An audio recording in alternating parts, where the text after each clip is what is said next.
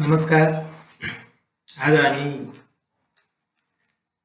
शिक्षामा नवीनता कसरी ल्याउन सकिन्छ, देशमा विद्यमान समस्या र चुनौतीहरूलाई चिर्नको लागि वर्तमान शिक्षाले महत्त्वपूर्ण भूमिका खेलिरहेको परिस्थितिमा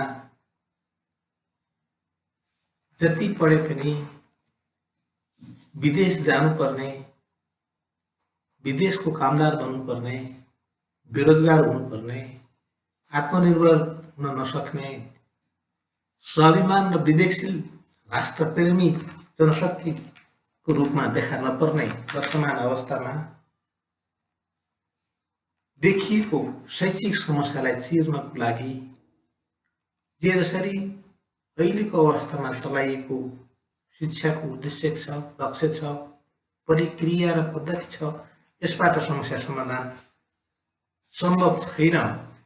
वर्तमान शिक्षामा केही कमी कमजोरीहरू छन्, तिनलाई चिर्नको लागि, तिनलाई समाधान गर्नको लागि नयाँ बहस र छलफलको जरुरत पर्दछ र वर्तमान अवस्थाको शैक्षिक प्रवृत्तिलाई रूपान्तरण गर्नको लागि दक्षतामा आधारित सिपमूलक विद्यालयहरू, सिपमूलक शिक्षा आवश्यक पर्दछ भन्ने कुरालाई ध्यानमा राखेर शिक्षामा नयाँ सोच र चिन्तनको साथ केही छलफल र बहस गर्ने उद्देश्यले आज हामी यहाँ उपस्थित भएका छौँ। निश्चित पनि शिक्षालाई सिपसँग, सिपलाई श्रमसँग, श्रमलाई उत्पादनसँग, उत्पादनलाई समृद्धिसँग जोड्ने लक्ष्य राखेर ड्रिम डिजाइन मोडेल स्कुलहरू अथवा दक्षतामा आधारित खुसीमूलक विद्यालयहरूको स्थापना गराउनुपर्ने आवश्यकता देखिएको छ।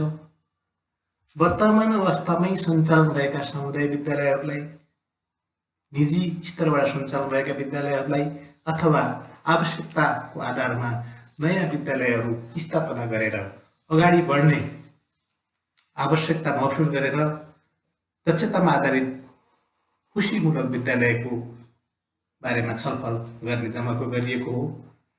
निश्चित पनि प्रत्येक नवजात शिशुका चाहना, इच्छा, रुचि, क्षमता तथा सम्भावनाहरू फरक हुने हुँदा सबैलाई प्राकृतिक रूपले फुल्न र फक्रिन दिनका लागि अथवा अन्तर्निहित प्रतिभालाई बिना रोकटोक प्रस्फुटित हुन दिनको लागि उपयुक्त वातावरणसहित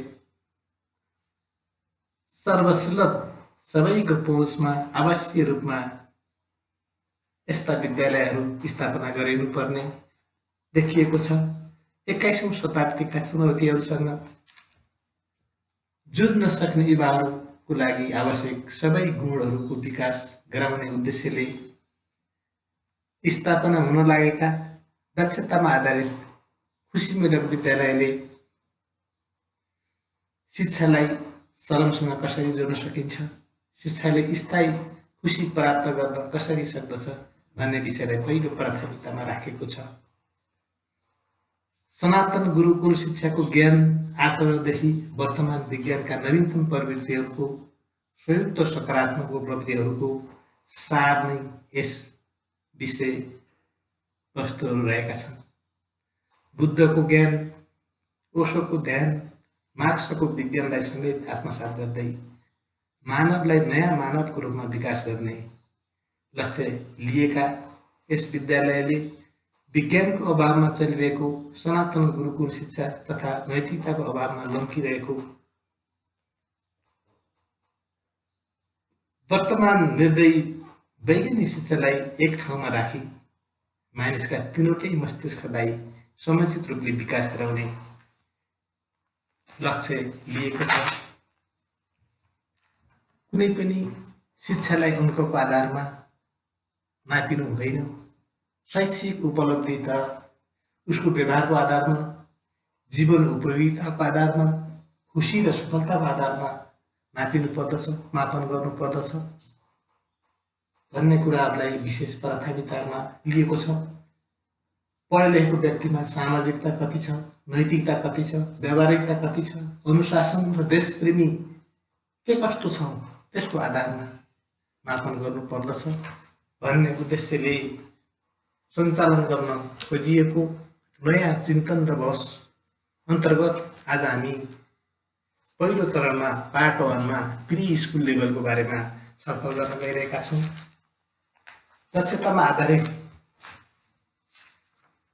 प्री स्कुल लेभल पूर्व प्राथमिक विद्यालय भनौँ, यस्तो लेभलको विद्यालयको लागि भौतिक संरचना, शैक्षिक जनशक्ति, पाठ्यक्रम के कस्तो आवश्यक पर्दछ त भन्ने बारेमा हामी छोटो परिचय, इन्ट्रोडक्सन। प्री स्कुलको प्रमुख उद्देश्य बालबालिकालाई मनोरञ्जन दिने, खेलबाट सिकाइ, स्वास्थ्य र व्यायाम, खुसी र सफलतालाई हामीले लिएका छौँ। निश्चित पनि प्ले स्कुल कुनै गाउँमा सञ्चालन हुन सक्छ, कुनै सानो सहर, ठुलो सहर, स्थानीय सदरमुकाम, जिल्ला सदरमुकाम, प्रदेश सदरमुकाम, जुनसुकै स्थानमा पनि यो विद्यालय सञ्चालन गर्न सकिन्छ। परम्परागत रूपबाट चलेका विद्यालयहरूलाई पनि रूपान्तरण गरेर लान सक्छौँ भने नयाँ विद्यालयहरू पनि हामी स्थापना गरेर अगाडि बढाउन सक्दछौँ। विद्यालय स्थापना एकान्त स्थानमा हुनुपर्दछ। कुनै व्यापारिक क्षेत्र, औद्योगिक क्षेत्र, बस पार्क जस्ता धेरै चलखेल हुने स्थानभन्दा केही टाढा स्थापना गर्नुपर्दछ। कुनै घरमा सञ्चालन गर्दा उक्त पुरै घर विद्यालयको रूपमा लिनुपर्छ।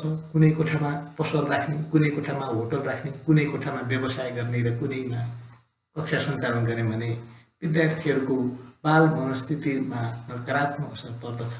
त्यसकारणले यस्ता विद्यालयहरू हरियाली वातावरण भएको एकान्त स्थानमा स्थापना गरिनु धेरै उत्तम देखिन्छ। यसको एरिया र स्पेसको बारेमा हेर्दा सामान्यतया प्ले स्कुलको लागि 1500 स्क्वायर फिटको जग्गाको आवश्यकता पर्दछ। धेरै जति भए पनि राम्रो हुन्छ। कम्तीमा 900 वर्ग फिट जग्गामा भवनहरू, बगैँचाहरू, खेल मैदानहरूको राम्रो व्यवस्था गर्न सकिन्छ। यसरी भौतिक संरचनालाई, प्ले स्कुलका भौतिक संरचनालाई सामान्यतया इन्डोर र आउटडोर गरी 2 भागमा विभाजन गरेर हामीले यहाँ छलफल गर्ने प्रयास गरिरहेका छौँ। इन्डोर अन्तर्गत एडमिनिस्ट्रेटिभ रुम एउटा कोठा, प्रशासनिक कोठाको आवश्यकता पर्दछ, रिसेप्सन रुमको आवश्यकता पर्दछ, क्लासरुमको आवश्यकता पर्दछ, नेप रुमको आवश्यकता पर्दछ। नेप रुम जहाँ बच्चालाई सुताउनको लागि प्रयोग हुन्छ। एक्टिभिटी एन्ड भिजुअल रुमको आवश्यकता पर्दछ, प्ले रुमको आवश्यकता पर्छ, डाइनिङ रुमको आवश्यकता पर्दछ। किनकि यो बालबालिकालाई स्वतन्त्र रूपबाट प्राकृतिकमय वातावरणमा खेल्न, रमाउन पाउने एउटा त्यस्तो किसिमको वातावरणको लागि यो भौतिक संरचनाको महत्त्वपूर्ण भूमिका हुन्छ। यसमा एक्टिभिटी रुममा शारीरिक, मानसिक, संवेगात्मक विकासको लागि विभिन्न क्रियाकलापहरू गराउनको लागि वातावरण ल्याइएको हुन्छ।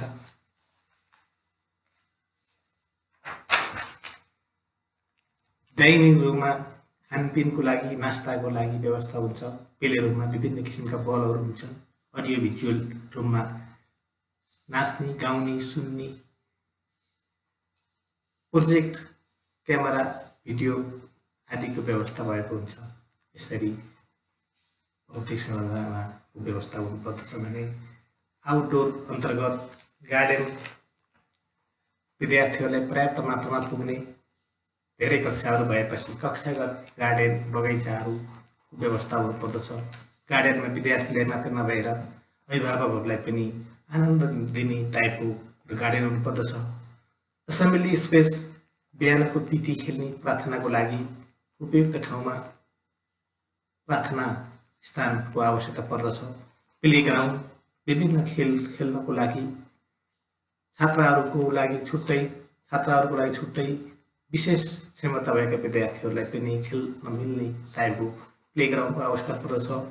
प्ले स्टेसन, विभिन्न खेल मसबहरू, सामग्रीहरू भएको, दौड्ने, पिङ खेल्ने, लिडी खेल्ने, विभिन्न टाइपका सामग्री भएको एउटा प्ले स्टेजको आवश्यकता पर्दछ भने एउटा स्विमिङ पुल विद्यार्थीहरूको शारीरिक र मानसिक विकासको लागि स्विमिङ पुलको पनि अति आवश्यक पर्दछ। भौतिक रूपबाट निर्माण गर्दा नहुँको भएपछि अहिले प्लास्टिकको रूपमा पनि एउटा स्विमिङ पुलको व्यवस्था गर्न सकिने अवस्था रहेको छ।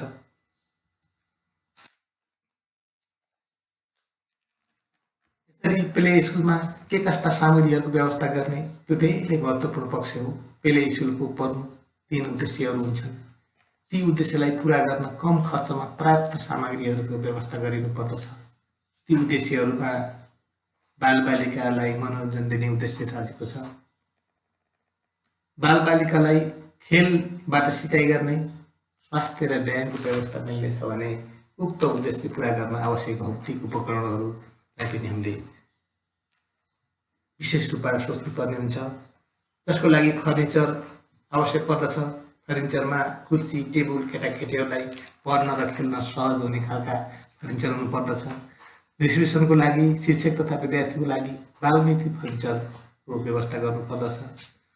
यसरी नै खेल्ने उपकरणमा बालबालिकालाई मनोरञ्जन दिने र खेलको माध्यमबाट सिकाइ गर्ने, स्वस्थ बनाउनको लागि विभिन्न खेलकुद सामग्री हुनुपर्छ। जस्तै स्लाइड, चिप्लेटीहरू, रकर, घोडा, चरा जस्तै आकारमा केटाकेटीहरू चढेर घुम्ने खालका सामग्रीहरू, साइकल, चढ्ने, कुद्ने, गुड्ने साधनहरू, बलरुम, ससाना बलहरू, रङ्गीचङ्गी भएको कोठा, प्ले स्टेसन, रमाइलो खेल मेला, धेरै प्रकारका मनोरञ्जनात्मक खेल सामग्री भएको स्टेसनको आवश्यकता पर्दछ।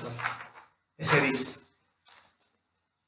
प्ले हाउस, खेल्नको लागि विभिन्न खेल सामग्री भएको एउटा कोठा, साइक्लिङ, जिम आदि कुराहरूको आवश्यकता पर्दछ। यसैगरी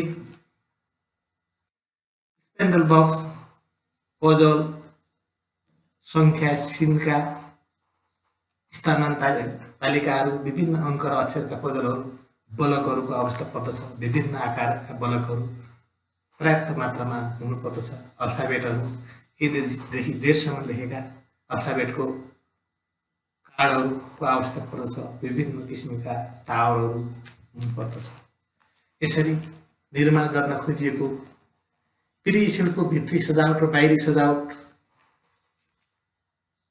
के कस्तो बनाउँदा बढी आकर्षक हुन्छ, मनोरञ्जन हुन्छ, ध्यान दिनुपर्ने देखिन्छ। भित्री पर्खारमा फिक्का रङको बनाउने, जहाँ हल्का पहेँलो, हल्का रातो, गुलाफी रङ बनाउँदा आकर्षक देखिन्छ। यताहरूमा विद्यार्थीको झोला झुन्ड्याउने डिजाइनदार र्याकहरू राख्दा उत्तम देखिन्छ। यसरी विभिन्न सामग्रीहरूमा स्टेसनरी, विभिन्न किताबहरू, कपीहरू, पेन्सिलहरू भएको एउटा स्टेसनरीको आवश्यकता पर्दछ। ड्रेस, ब्याग, प्रोजेक्ट भएको विद्यालयका लागि यो प्ले स्कुल उपयुक्त मानिन्छ। अब हामी प्ले स्कुलको करिकुलमको बारेमा छोटो चर्चा गरौँ। यस स्कुलमा बालबालिकालाई पर्याप्त मात्रामा मनोरञ्जन दिने, खेलको माध्यमबाट सिकाइ हुन सक्ने तथा शारीरिक रूपमा तन्दुरुस्त हुने प्रकारका क्रियाकलाप समेटिएको पाठ्यक्रमको व्यवस्था गरिनुपर्दछ। प्ले स्कुलको लागि विश्वमा धेरै प्रकारका पाठ्यक्रमहरूका मोडेलहरू छन्, तर यी पर्याप्त मोडेलहरूमध्ये हामीले 3 प्रकारका मोडेलहरूलाई संयुक्त रूपमा प्रयोगमा ल्याउनुपर्ने महसुस गरेर छनौट गरेका छौँ। तीमध्येमा मोन्टेसोरी, रेडियो इमिला एप्रोच, किन्डरगार्टेन यी 3वटा रहेका छन्।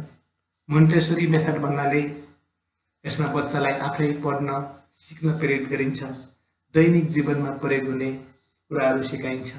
विभिन्न सामग्रीको प्रयोगबाट जीवन उपयोगी सिकाइको लागि बालबालिकालाई प्रेरित गर्ने काम मोन्टेसोरी मेथडमा हुन्छ भने रेडियो इमिला एप्रोच अन्तर्गत यसमा विद्यार्थीलाई स्प्रिङ लाइफ लर्निङ पनि भनिन्छ। यो विधिलाई यो मोडेलको प्रमुख उद्देश्य बालबालिकालाई प्राकृतिक रूपमा सिकाइने काम गरिन्छ। बालबालिकालाई वातावरणसँग कसरी समायोजन गर्नेमा विशेष ध्यान दिइन्छ। यसमा अभिभावकको भूमिकालाई विशेष जोड दिएको पाइन्छ। यसैगरी 3rd नम्बरमा वर्ल्ड अफ किन्डरगार्टन, यसमा केटाकेटीहरूमा कल्पना गर्ने शक्ति, इमेजिनल लर्निङको विकास गराउने काम हुन्छ। नयाँ तरिकाले सोच्ने, सृजनात्मक चिन्तन, रचनात्मक विश्लेषण, रचनात्मक सोचको विकास गराउने क्रियाकलापबाट बालबालिकालाई सिकाइको वातावरण तथा तयार गरिन्छ। यसरी प्ले स्कुलले माथिका 3वटै मोडेललाई प्रयोग गरी शिक्षण गतिविधि अगाडि बढाउन प्रयत्न गरिन्छ। अब हामी प्री स्कुलको स्टाफ अन्तर्गत जाँदैछौँ। यस अन्तर्गत व्यवस्थित र प्रभावकारी बालमित्र रूपमा शिक्षण गतिविधि सञ्चालनको लागि निम्नानुसार स्टाफको व्यवस्था हुनुपर्दछ। रिसेप्सनिस्ट, सञ्चार र सूचनाको विशेष ज्ञान भएको परामर्श सेवा दिन सक्षम एकजना रिसेप्सनिस्टको आवश्यकता पर्दछ। टिचर एन्ड एसिस्टेन्ट टिचर, विद्यार्थी सङ्ख्याको आधारमा शिक्षक तथा सहायक शिक्षकको व्यवस्था गरिनु पर्दछ। सेक्युरिटी गार्ड, विद्यालयको समग्र पक्षको रेखदेख तथा स्याहार सम्हारको लागि एकजना सुरक्षा गार्डको आवश्यकता पर्दछ। ड्राइभर, यदि यातायातको साधनको प्रयोग गर्ने भए एकजना चालकको आवश्यकता पर्दछ। त्यस्तै गरेर अन्य स्टाफहरूको पनि आवश्यकता पर्दछ। यसैगरी क्वालिफिकेसन अफ स्टाफ, शिक्षकहरूको क्षमता तथा योग्यता। सबैभन्दा महत्त्वपूर्ण कुरा, कस्तो व्यक्ति शिक्षण पेसामा लागेको छ, उसको भावना के छ, विचार के छ, प्यासन के छ, लक्ष्य के छ, उद्देश्य के छ, त्यसको आधारमा प्रतिफल प्राप्त हुने हो। त्यसकारणले स्टाफ छनौटमा विशेष ध्यान दिनुपर्ने आवश्यकता छ। अहिलेको अवस्थामा हाम्रोलाई होइन, हाम्रोलाई दिने प्रवृत्तिले गर्दा चारैतिर असन्तोष, वैमनस्यता, विकृति, विसङ्गतिहरू व्याप्त भएको छ। यसको मेन कारण शिक्षामा भएको कमी कमजोरीको कारणले गर्दाखेरि हो। चरित्रवान व्यक्ति निर्माणको महान अभियानमा जुट्ने व्यक्ति एकदम मानवतावादी हुनुपर्दछ। चरित्रवान, नैतिकवान, इमान्दार हुनुपर्दछ।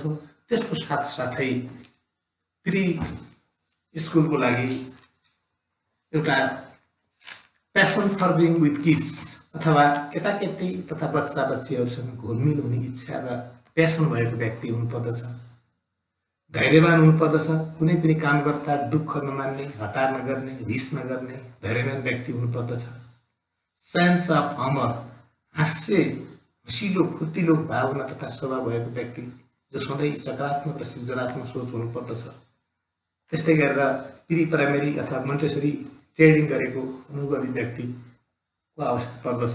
त्यति मात्र नभएर विशेष खेलकुद, नाचगान तथा सङ्गीत तथा विशेष चासो र चिन्तन भएको व्यक्ति हामीले छनौट गर्न सक्यौँ भने हामीले सोचेको दक्षतामुखी प्री प्राइमेरी स्कुल, प्री स्कुलको एउटा भ्रूण स्थापना हुन सक्दछ। निश्चित पनि वर्तमानमा भएका विकृति, विसङ्गति र असन्तोषहरूलाई चिर्नको लागि शिक्षाको जग बलियो बनाउने अभियानले हामीले प्री स्कुल कस्तो हुनुपर्दछ त भन्ने बारेमा छोटो छलफल चलायौँ।